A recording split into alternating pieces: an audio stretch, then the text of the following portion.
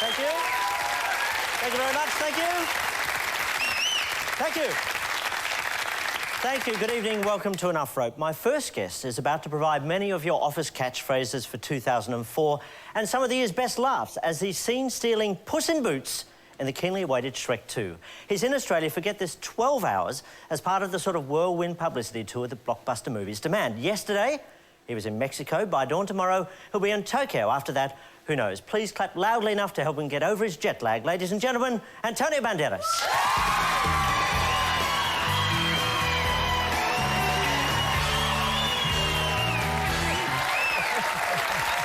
Welcome.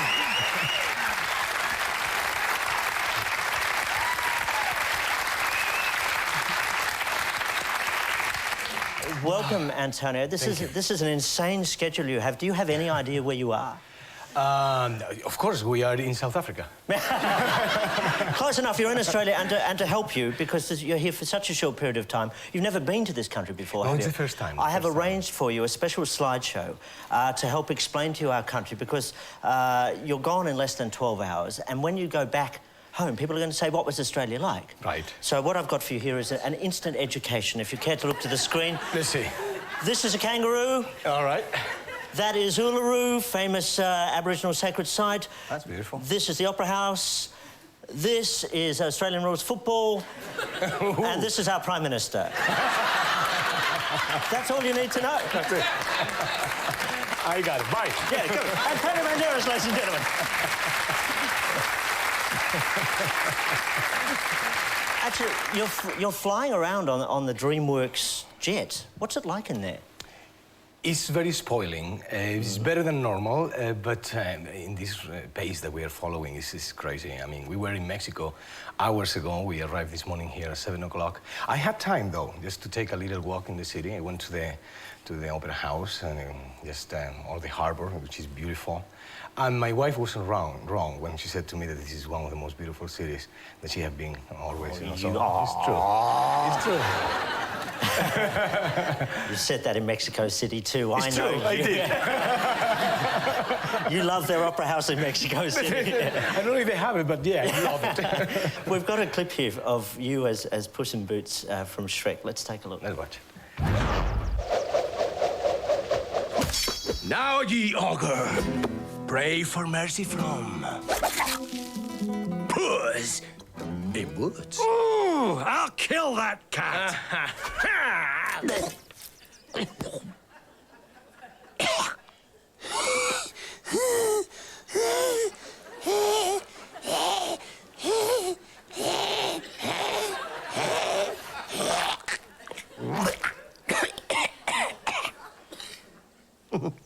Airball. Oh, that is nasty. That's fantastic.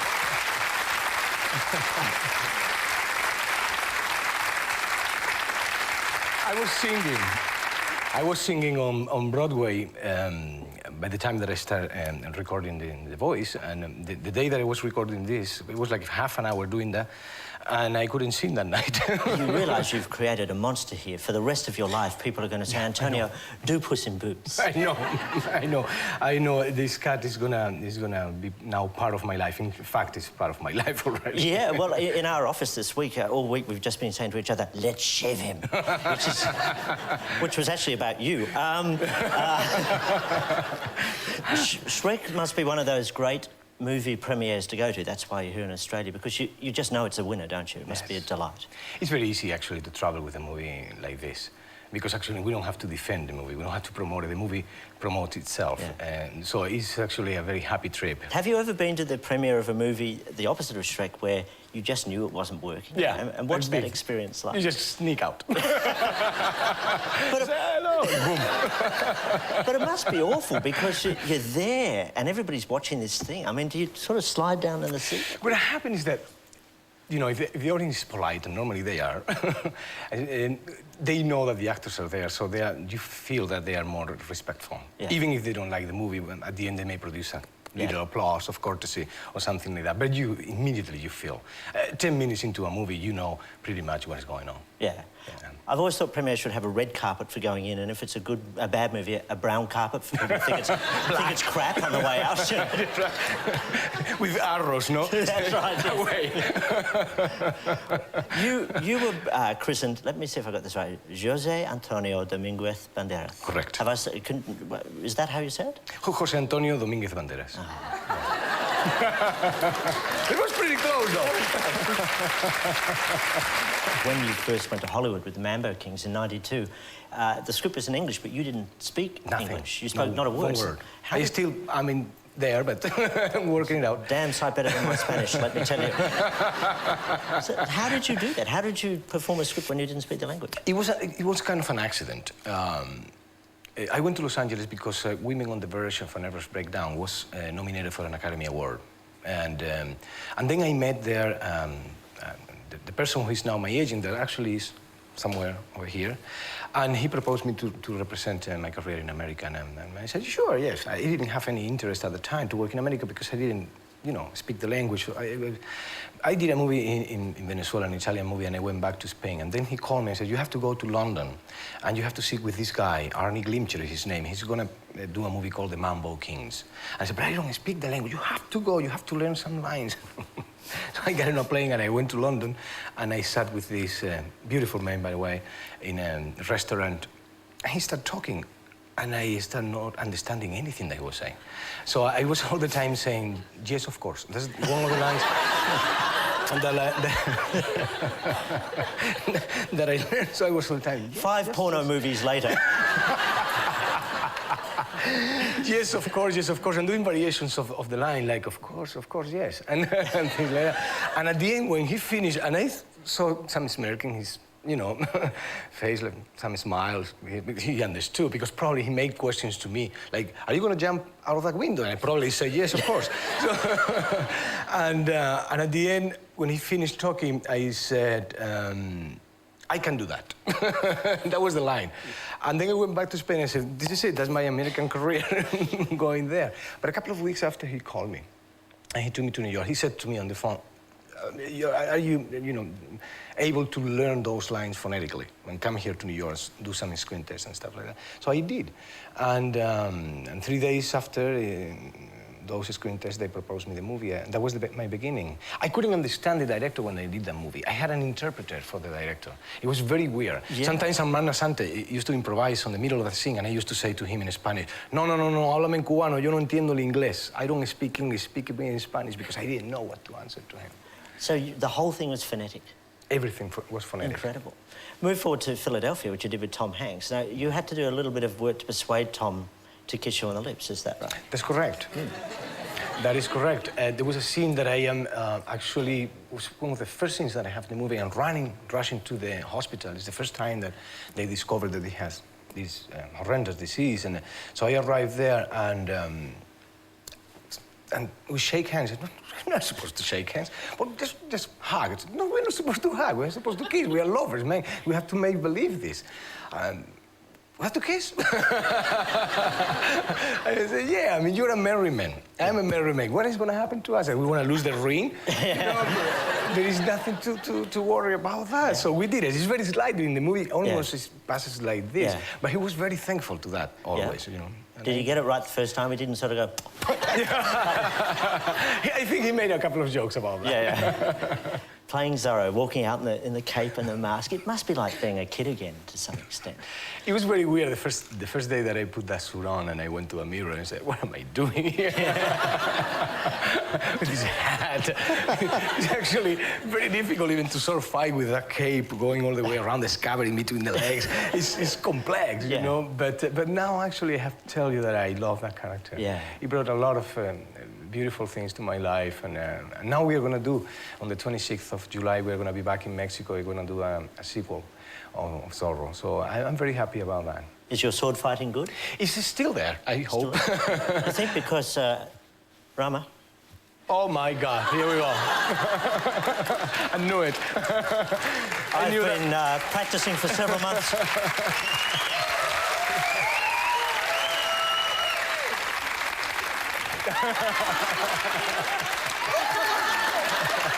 On guard. You know the positions. You have to know the positions. No, first. I know nothing. Please. There are 6, 7 positions for sword fighting. Yes. First one is this one. You protect whatever comes from here. Right. Eh? Yes. Then you put this one over here. Then you go like this, and like this, like this, like this. And then a fancy one. Yes. If you're gonna hit me in my back, I can Yes. protect myself like this. Ah. And from there, hit And isn't it this one with the sort of the... Yeah, that's the most beautiful one. Oh, God damn you, Antonio! That's the fake one. Yes. Bravo, sir.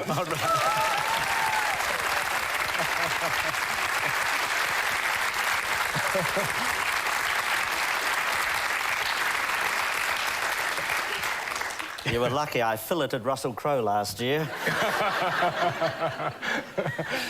Now, the interesting thing is, you actually first came to attention in Hollywood in Madonna's film, Truth or Dare. That's right. Where you were yourself, Antonio Banderas. And she pretty publicly lusted after you. She called you the sexiest man on earth. Was that, yeah... Excuse me. Tell me, you know. Was that just something she was saying, or did she actually make a move? It was very weird. She came to Madrid, and I think it was a Blonde Ambition tour at the time. And Pedro Almodóvar met her in Los Angeles like a couple of months before that. So he organized a party for her. And she came to the party. I mean, we were just, imagine, I mean, she's a superstar. We were there, Spanish guy, Madonna. And so she asked me to just sit down with her at the table, and she spoke and spoke and spoke. And I couldn't understand English at the time, so...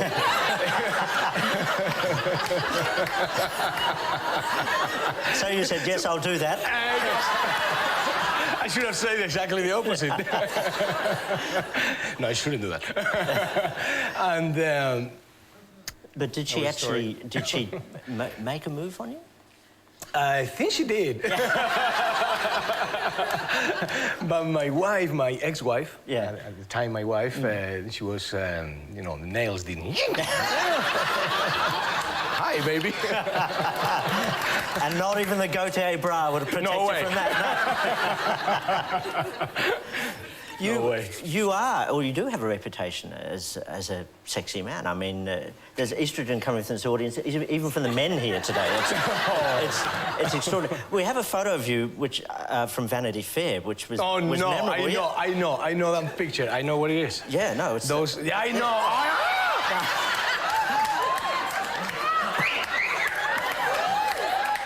Adios. You know why I did that picture? I wonder. Because the photographer was the Picasso of pictures at the time, you know, Helmut Newton. And then he started, I got this bathrobe and said, no, open. But, Helmut, I really don't like these things, you know. And, open, and I just re-click. Too late. Yeah. It was in Vanity Fair. Yeah. I think that was Sharon Stone. No, sorry, Mark, please. You're gonna ruin my career.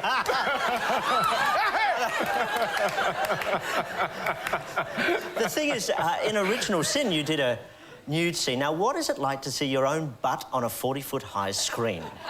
I got a very good friend of mine that is very much into movies, and in Spain, he actually makes music for movies, and I show him the movie in a videotape.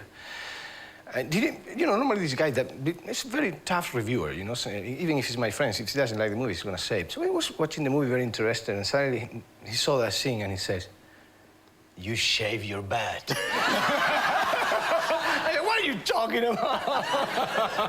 That was the review of the movie. No, it's actually, people may have a misconception of what that is all about. It's difficult. It's not that fun as it looks like, you know, it's with a beautiful woman. It's just a lot of hours, it's 150 people surrounding you, and it's a lot of sweat, it's a lot of makeup artists. It's normally those scenes, because they don't want to actually show anything, you know, beyond your butt. You have to actually keep your position. It's not so comfortable as it looks, really. Why? Why are you looking at me like saying, yeah, sure? Yeah. But, is it problematic being an object of desire for women? I suppose it is. You suppose? I suppose because I don't feel like that. Yeah? I really don't. I mean, people use these kind of adjectives to define, you know, Latin lover and stuff like that. I am very Latin. But I am lover only of my wife and my kids, really. I don't... I have a very little social life in reality. In Los Angeles, in Spain, we dedicate time in my two most important things in my life, which is my family and my profession, and that's what I spend most of the time. It is a great love affair. You met Melanie, your wife, on a film set, and she said, it was lovely, she said, when I saw Antonio, I had a spasm. were you aware of that? Yes. Yes. Did you spasm back? Yeah, I think so. What was it? Because what was the connection? The connection was difficult. And it would be stupid just to don't recognize that, because at the time we were married, and our both marriages, they weren't working. It's true. And so it's that sometimes it happens on the set that you get an infatuation with the person that you're working with. That's almost natural. But you know that when the movie finishes and you go home, you know, a couple of days that is forgotten and you just go to your normal life. But it didn't happen. It was 2 days and 2 weeks and 2 months and the phone, and then we have to just take action and just be sincere with our lives. And was it the really long phone calls that you have when you start falling in love? Oh, yeah. Hours? Sometimes Melanie used to take a private plane just to come. I was shooting a movie in Seattle with Sly Stallone just to see each other for an hour and back to Los Angeles. We were crazy. That's love. That's gorgeous. Of course, as you said, you were both married. When you took Melanie back to Spain, there was this tabloid explosion, wasn't there? She was a homewrecker. You were using her to further your career. Does anything prepare you for that kind of frenzy? There is nothing that can prepare you. No, not me, anybody. It's very difficult to sustain, you know, a situation like that. We have had episodes that were unbelievable. What sort of things? I have guys throwing bottles of wine, of Coca-Cola, whatever, you know, hard glass, breaking them and throwing them to the garden in Malaga.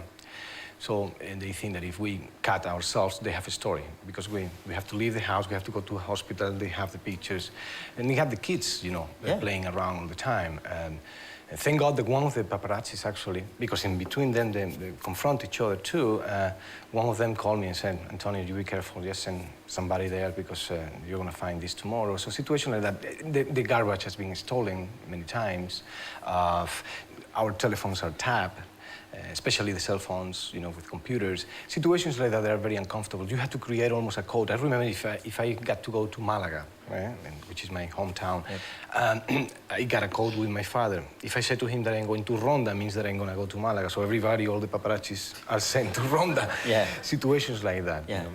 But there were more fun situations in Malaga when the two families got together, man. Oh, that was unbelievable. Yeah. Besides the paparazzi, I don't want to talk about them anymore. No. No, do you imagine? I mean, my American family didn't speak Spanish. My Spanish family didn't speak English. And here I was, in the middle. So it was horrendous. My father is an old man now, but he's a very funny guy, very witty and great sense of humor. And he thought, I don't know why, that he spoke slowly and very loud. Everybody was going to understand him. And no matter how many times I said to him, that doesn't work, he insisted. So you see him just speaking with my mother-in-law. Los garbanzos en la olla! All the time, for 3 or 4 days, you know, like that. He got so much into that he used to speak to my mother like that. And my mother said, yeah, I understand you, you don't have to speak. So in this crazy situation, what was the common language in the end? How did the two... Body language, you know. Yeah. I'm hungry. Me to bed. Had the families got to know each other better since? Yes, absolutely. No, and they are now very, very tight, and they spend time, or they come to the United States. So my mother-in-law, actually, because my father-in-law died a couple of years ago, she goes to Spain. Yeah, no problem. You say you're Latin, that you love your family. Are you a romantic? Is that the sort of man you are? I think I am. I think I am a romantic person, yeah. I cry a lot, you know, which is very difficult for men to recognize, but I do. It's all right. I cry in movies, you know. I Yeah? was watching movies and then... It happened to me, actually, in Cannes. It was very funny, because I was watching Shrek. And I was... and at the end of the movie, there is a beautiful emotional moment when they go up and they become ogre and, you know, and donkey again. And it was just kind of emotional there, you know. And suddenly, Cameron Diaz was just sit down beside me. And she looked at me and said, "You're crying." And a little bit emotional. And so I see Justin Timberlake on the other side. But yes, she stood up, she went there and says, "Justin, sit over here." We both like... Gee, you're lucky Steven Seagal wasn't in the movie. He would have just slapped you. Pull yourself together. You bet. Yeah, a big wimp. Absolutely. Now, we'll leave the sort of tabloid press after this question, because it's to do with the pressure of the existence you live. And there's always speculation, it seems to me, about Melanie and having facelifts, which is not uncommon. I think the last time I saw Jane Fonda, she looked 12. She's going to be a baby someday. Yeah, that's right, yes. That's going to be one hell of a birth. But is there a real pressure in Hollywood to be young, to stay young? Yes. Since I know Melanie, she didn't do that. No, with me, because I love wrinkles. I think the wrinkles are carrots, like a good diamond. Yeah. And I love that. I don't care. So, but pressure, absolutely. A woman in Hollywood across 40 years old start having trouble. You know, Hollywood is a very strong machine that needs, and especially with female actors, actresses, fresh flesh. Is that cruel? But that's the way it is. You've described Hollywood really well. It's like the star on top of a Christmas tree. It shines, but underneath it's just cardboard. And I assume if there's no present under the tree for you, Hollywood must be a pretty sad place. It is. I think it depends how you take it. You take it almost like an adventure. And you know, or a poker playing, which you know that you have certain cards and you can lose. And once in a while you do, and you don't get obsessed with success. You don't get obsessed with the monster that they continually show you. You can be this, you can be their candy. And then you can be healthy, and it's okay. But it's very demanding in those aspects. It's very competitive, and there is not a sense, or at least I don't feel it, of a Hollywood community. We actors, we fight in... it looks like when we all on the red carpet that we all know each other. No way. Hi, how are you doing? Oh. And we make jokes together. No, that doesn't happen. It happens on Broadway, though, which is a totally different world. Well, maybe because of, you know, everybody's together. For a long time, usually, too. Yeah, there is a lot of charities that they continue doing. The people see each other after the plays. There is a sense of community on Broadway that doesn't exist on Hollywood. So, like the rest of the world, do you get to learn about other Hollywood stars through the same gossip we're fed? You know, you think, oh, goodness me, you know, Sean Connery's hung like a donkey. I don't know what the gossip is, but, you know, I mean, if this is no community, if you don't know these people... I don't believe anything that I read about other actors or actresses. I don't know why I said that about Sean Connery. I'm going to call him later. Yeah, I think it says more about me. He's a guy in Australia. No, I don't believe, actually, when they say those things in those cheap magazines. Yeah. I really don't. Yeah. I think nobody does, actually. I think they buy it like you buy a soap opera. And you follow a character that... I have sometimes the feeling that they talk about me and they talk about a third person that I don't know. That has my face and has my body. Not always my body. Not always my body, you know. Sometimes I got it on the cover of a magazine that I wouldn't say the name to don't do publicity, but I was naked, but it was not my body. But the guy was weaponed. It could have been more dramatic. But so they do this type of things. Now, when they take this from the internet, for example, it's very difficult because sometimes people say, why don't you sue them? Why don't you go against that, you know? And it's very difficult because they know very well how to do it. They take it from the internet in something that they probably created that is no link to the magazine, right? Another site for somebody. And then they say, no, but this is public property. We took it from the internet. So in front of a judge, you are going to lose always. Yeah. It's very, very, very difficult. We are confronting, when you confront that, you're confronting big empires, media empires, that is very difficult as an individual to defeat. So the best thing is just to don't talk too much about them. Yeah. Because they can revenge, you know, they can ask for revenge. You spend a lot of your time in America. You're in some ways an international citizen, but you get home a couple of months of the year back to Spain. What is it that you most crave about Spain, that you miss? Well, family, friends, and the food. And the type of life, in a way.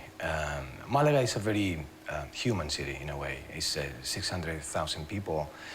You got everything that you may need in the big cities, but at the same time, you have the space for a comfortable, beautiful life, not with the pressure of Madrid or Barcelona, who have big urbs, you know, big cities. Those are mainly the things that I miss the most. Have the bombers in Madrid changed your country much? Yeah, those type of things, they leave a big mark. And especially in the city where it happens, you know, where you have to pass through that place every day and know that so many people left their lives there, innocent people, students, some of them actually Arabs, you know, many Muslims from Morocco who are working in Madrid, who are looking for a better life in Spain, you know.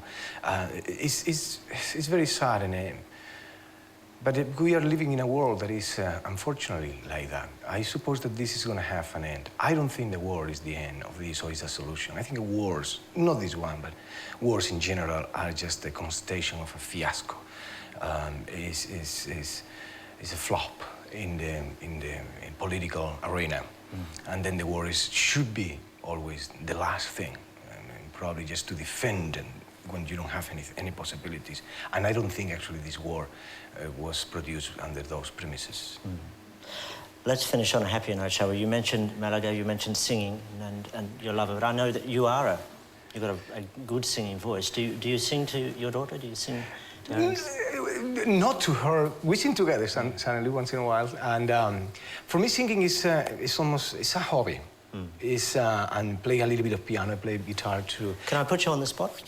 What are you going to do to me? No, I'm going to ask a request of you. If Rama, here's Rama again. Oh, him! Entirely up to you, but would you sing something for us in Spanish, Antonio? I don't know if I sing. I would play something. I don't know if I sing. Okay. Sing is just too hard, but... This is going to be Brazilian, but you got a Latin feeling.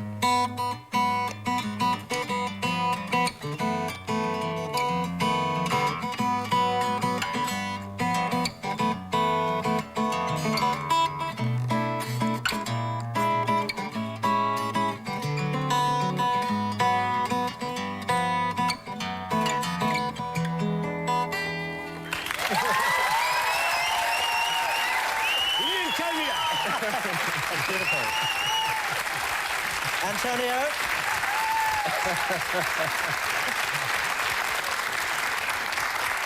I wish I knew the Spanish for you are a gentleman. You have been a gentleman. As a farewell gift, we have for you, to complete your tour of Australia, this kangaroo skin purse with a magnificent kangaroo scrotum coin holder for you. Antonio Banderas, on behalf of us all. Gracias, and thank you. Thank you.